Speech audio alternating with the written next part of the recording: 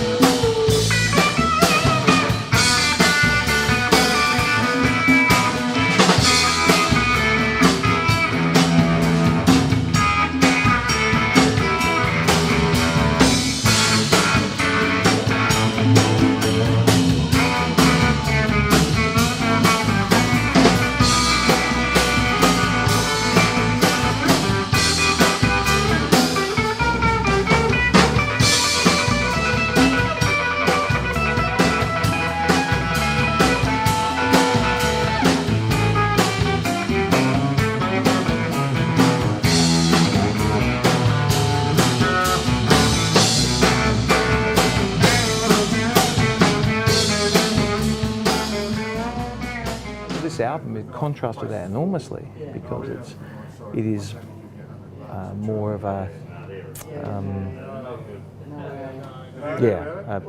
a different mood altogether. Pink Floyd sort of experience. So it is very much an album of its time, but nonetheless. Here he is now. Here's the man. You want a hand, mate? Or you right? We didn't even know about it. See you, babe. See you, Chris. See you, Trap. Yeah, great show tonight, Chris. Really great show tonight. Yeah, it was, wasn't it? Yeah, it was. Yeah, you really. That's what we want. Beautiful. Yeah, oh yeah, the smoke machine. Now you can start. It's like the velvet moth. Okay. Yeah.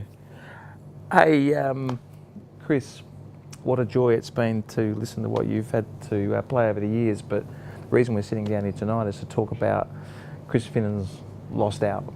Yes. Now, rather than me ask a whole stack of questions, tell me how that album came to be, and what was the concept of it, etc. Well, it eventuated. I'd had a lot of ideas running around in my head, and as usual, and this aspect of it hasn't changed because I still listen to music every day, and I still buy music every week, and I still try and ingest. I don't play everything I hear, but I try and ingest as many ideas as I can, so that when I play, my imagination's not stuck or not locked into one kind of musical form.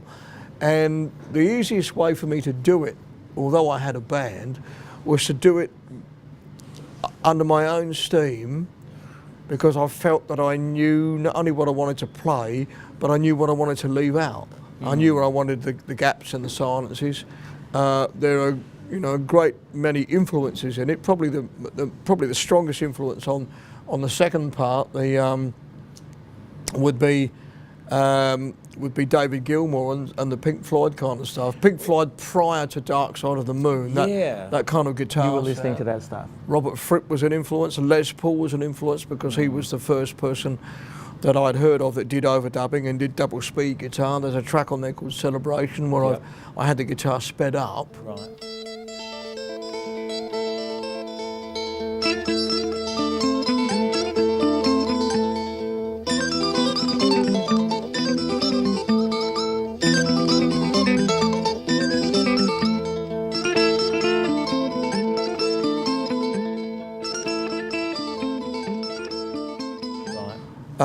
It was important to play it all properly. I mean, in those days, it was a bit like with Hendrix being such a pioneer.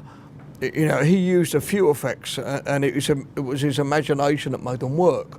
Like Einstein said, imagination is more important than knowledge. So doing this album, I didn't have a lot of effects available to me because there weren't a lot of that were made then. I think the most modern thing there was a flanger, which I used on a few things. But I did some stuff like with the flanger, I tapped the screws on the pickups on the guitar, and I tapped the back of the guitar with a screwdriver, and I used a Roland Space Echo, which was a tape echo. Yeah. Not a electronic one. Not a digital one. Yeah. And so it had a few idiosyncrasies. It hissed a bit. You could turn the motor off and it would slow down and turn it back on again. Right. So I remember hearing Emerson, Lake and Palmer, and before that Keith Emerson in that band The Nice. Because this was and he'd play the organ and he'd turn the Leslie off and the motor would run down and it would go back. So I used ideas that I'd heard other people do. The other one was in a song called Inland Sea, where I had backwards guitar. Well, there's a pedal that can do that, but I did it by turning the tape over, which the Beatles did on Revolver and Tomorrow Never Knows, and that gives you a better sound. Sailing on to find the key to the land, the magic land on the other side.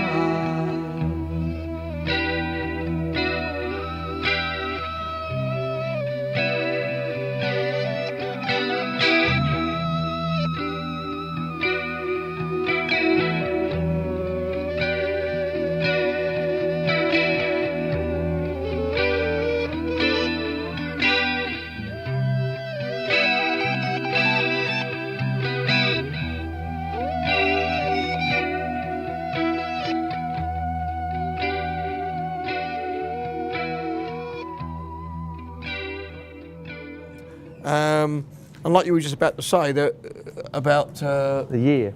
It was Yeah. 1978 when you did this. 78. So 78. I was really pushing the envelope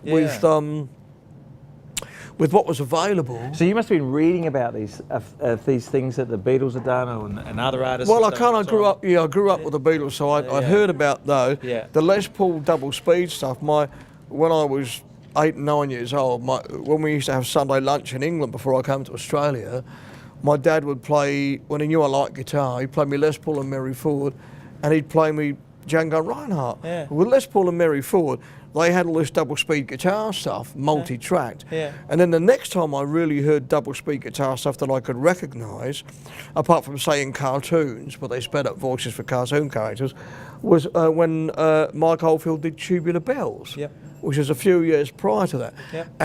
And when Viv Stanchel, everybody thinks it's Mike Oldfield talking, but it's Viv Stanchel, and he goes, you know, two slightly distorted guitars, and he says double speed guitar. So I knew you could do it. Yeah.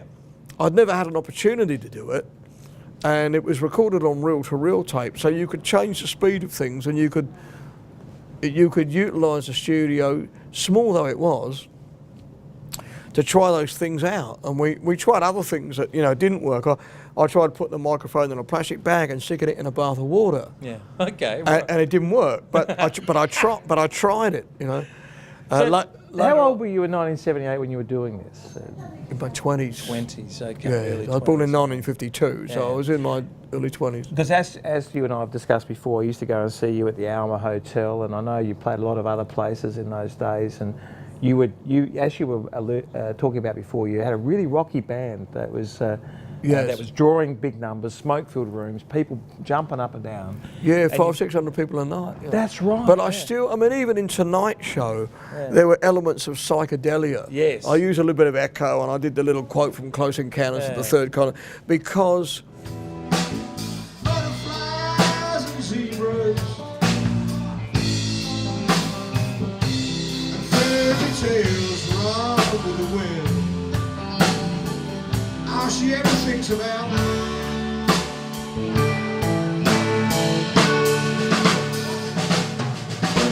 when I'm sad,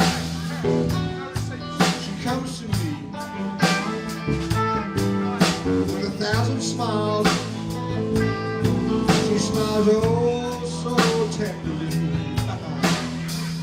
It's alright, she says, it's alright. You can have anything you want from me, darling. I'll give you anything. It's all worth.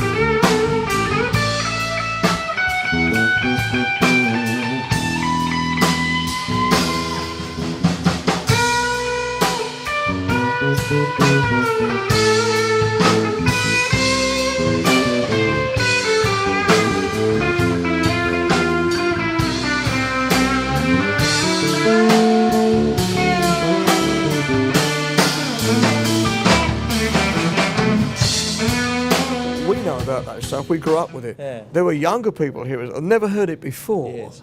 and for them it was hearing it live. Yeah. Hearing it on a record is not like it bouncing around this room. Yeah. You know, and also it takes them by surprise, because they're just expecting dance stuff or a few ballads, Yeah. and all of a sudden they go into outer space. And that, looking back at that album, when you so kindly gave me that album, I got home and played it for my son, Well, and he's 19. Before you say this, Chris, Yeah. you lost this recording Yes. because you'll have to tell the story, but it was recorded in a studio. Yes. What happened, Chris? What happened? The master tapes got taped over. That's A tragic. bit like the ABC and the BBC used to do Yeah. that. I mean, I love Peter Cook and Dudley Moore, and a lot of their episodes got taped over. over, It was yeah. just one of those things that got taped over. And you never had your own copy of it? No, I had there were cassette copies I'd sold, Yes, and I was one and of the we were lucky ones. talking about it, Yeah.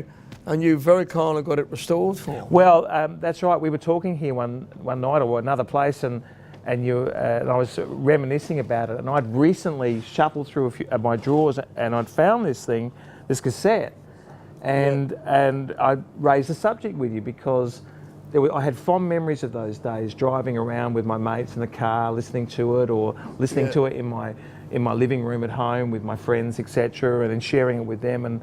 And to me, it was the equal of anything that was going in that time in terms of its appeal to me personally. Maybe because I knew you, but in many ways because of the quality of it. It is Well, fantastic. there was nobody doing that kind of music here in Adelaide.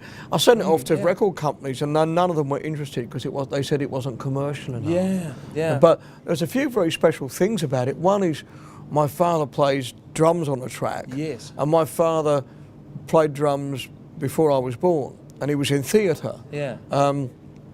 He was a chauffeur and valet for Robert Morley and Spencer Tracy. Yeah. And then when I came along in 1952, my dad said, well, you can't have entertainment and raise a kid. So he stopped all that. But once a year or twice a year, I'd hear him play at work dues. And he'd play a drum kit, and he'd play songs like he used to sing, he used to croon. Yeah.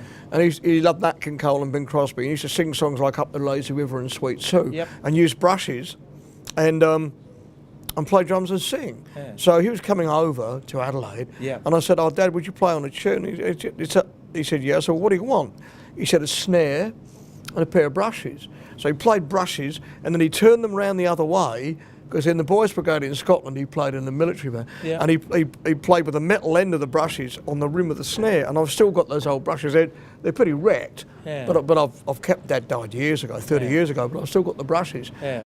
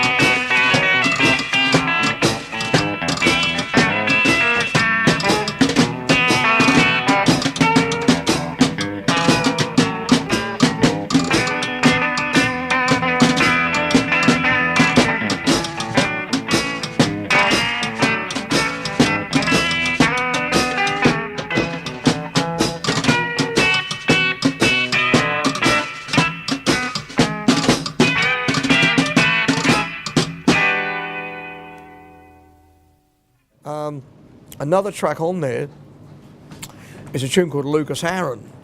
Yes. Lucas was born in 1975. Yes. And we recorded this in 1978. Yes. So he's in his 40s now. And so that was and it was the only version I ever did with lyrics in.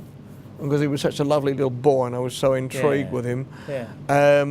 But I did another album years later called 360 Degrees, and I did a version of his song on that without vocals, and I gave it to him for his 21st. Yeah. So there are a couple of his just family-orientated historical things. The track with my father on, Jim Finnen's drums, so it's a bit sloppy, more on my part than his, but it's kind of got this. We just did one take and that was it. That was it. Well, my son's 19 and hasn't played drums for a while, but he does play drums. So if I can get him to play on it, my mother's 89. She can hear it. And if for no other reason than to maybe redo that track Yeah. and have it, maybe even put it on the album when we re-release it as an extra track with 3 generations of my family, my father, myself and my son. Well, 'cause you just for can't- nothing more than that point. Blizzard white, tall and secret, alive in a silent way, stark monuments against the timeless dome, they exist alone, like forgotten ghosts of a distant solar battle. Chariots of white, blue and purple, the starships of liberation now lie twisted and broken in this long forgotten forest. No memory of pain exists here, no turmoil, no anguish, no expectation. The trees, now white and silent soldiers, watching the sky, with just a trace of a Mona Lisa smile hidden in their branches. As a single golden light heads slowly and silently closer, this planet that is looking for a sun will grow again.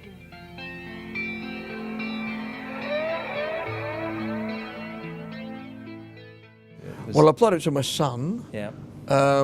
And he got this wry smile on his face, and he couldn't believe how squeaky my voice was. You know, it was like a little mouse. It is. Your voice has changed, but it was. Yeah, It was. and it does because you just keep singing and course, it gets stronger. But he was, but he smiled and he liked it. And in fact, he was here today with his girlfriend, and this morning before leaving, he'd just been in a terrible accident. Actually, he'd been in intensive care, and he was in an induced coma. He had some terrible concussion. So to have him alive and back home, we're still going through a lot of stuff. He's got to go through therapy and bits and pieces. Yeah. But to have him down here tonight with his girlfriend, he was playing it for her this morning before we left. She'd never heard me play before. Yeah, right. He's immune to me. He's grown up. Of course, yeah. And he was playing her that. He wasn't playing it anything modern. Yeah. He was playing her that. And I walked past his room and heard it playing, and I said, "Oh, have you got any more modern stuff?" He said, "Yeah, Dad, but I said I want Jazz to hear this because you hear your other stuff when she gets here today." Yeah. So that was kind of lovely too. That It's a different side of Chris. What it meant to me was that if it meant enough to him to actually play it in his own time, with me in the kitchen cooking, with me not being there, and he chose to play that. Yeah. And he's used one of the tracks on one of his skateboard clips. Yeah. Right. So Yep. it's It stands up very well, this album, Chris. You know, and when you, I've gone back and listened to it several times since I've rediscovered it through our conversation and going, I've got to get this thing, because I wasn't in a format I could listen to it, and I've gone back to it, and there's a lot of tracks on there. In fact, I think everything on there stands up really well with the passage of time. Yeah. So I'm interested to know what is the future of this recording. It's got a history. It was lost for how many years? Nearly 40 years it was lost. Nearly 40. And you get it back? Yeah, no, I want to re-release it, and also Isaac's found on the book face some old photographs of me with, like, you know, bright red hair, teased out. Yeah. So I thought I might involve him in help him with the cover. Yeah. Because that would be rather good. I'd like to release it as you've done it, and perhaps get him to play drums on it, and add A supplementary track. a supplementary track with a story as to why I've added the track. Yeah.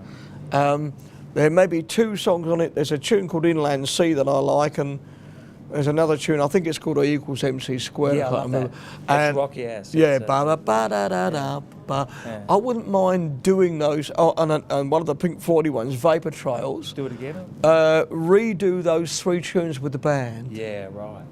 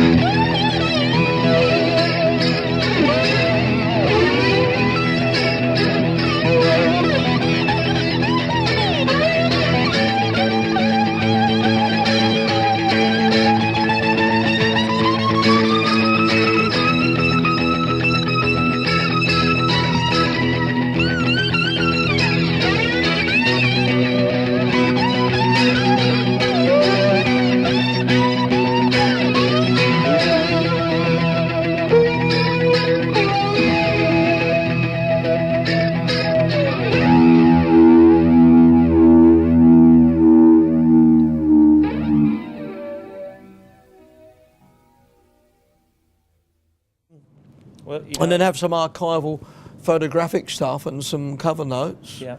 Which I'd like you to contribute to. Oh, I absolutely because would do you're that. such Yeah. Without you, we wouldn't be talking about this now. Well, you know, when I gave it to you, you wanted to give it back to me. But as I said to you at the time, you know, that this means I knew it would mean more to your family, given the story. Yeah. And it's better in your hands. I've got my digital copy. When you I'm gave it pleased as punch, and I'm more than happy for you. When you now. gave it to me, I was lost for words. There's not many times in my life I've ever been lost No, for that's words. true. But That is I had a lump in absolutely my true. throat the size of Ayers Rock. I didn't know what to say. I've got here the cassette I bought from you at Stage Door in 1979. I know this is precious to you because it's got your father on, and it's for you and for your kids. That's precious to me. I know it's more precious to you. There's that cassette that I bought from you in 1979. What it really brings home to me is that music matters. It does. And I've always thought that, and I've always tried to do my best every time I play, sometimes better than others. Yeah. But when other people like your music so much that they're moved by it, it proves to you, yes, music does matter. Yeah. Well, you move people tonight, and you've moved people for as long as I've known you, and you've been playing longer than that, and I want to thank you for it because it brings a lot of joy to my life and a lot of people in the room. The passion that you bring to it, the quality you bring to it, the inspiration to other players. And Yeah, if ever I take it for granted, there's no point in playing anymore. I've got to respect it, you know. Yeah. I didn't choose music. Yeah. Music chose Chose me. you. Yeah.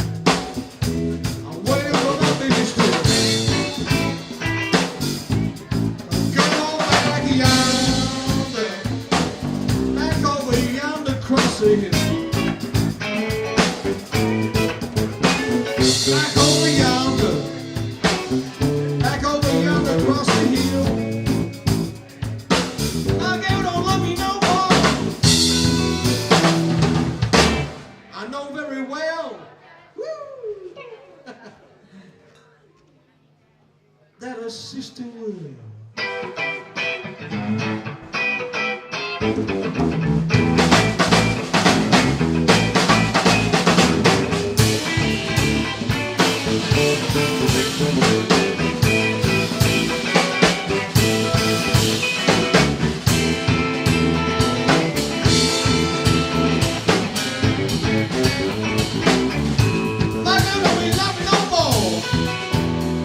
I know that a sister will.